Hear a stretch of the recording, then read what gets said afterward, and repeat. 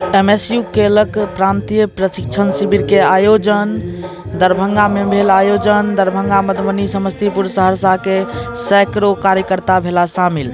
Mithila student union के प्रांतीय प्रशिक्षण शिविर दरभंगा स्थित टाउन हॉल में आयोजित भेल।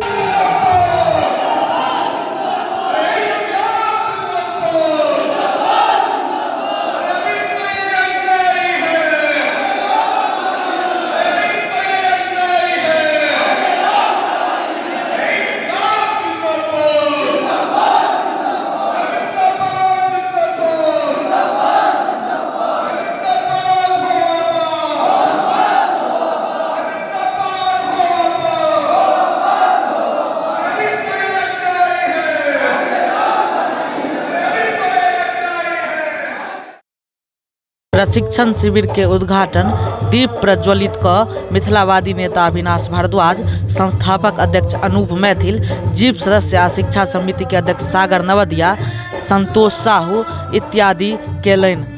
संबोधित करैत अविनाश भारद्वाज कहला जे मिथिला के शिक्षा आ स्वास्थ्य के हालात बदतर अइ, जै पर आगां और संघर्ष करबा के जरूरत छै। शिक्षा समिति के अध्यक्ष सागर नवदिया कहलनि जे जिला के सब क्षेत्र के एक स्कूल के मॉडल बनाएब।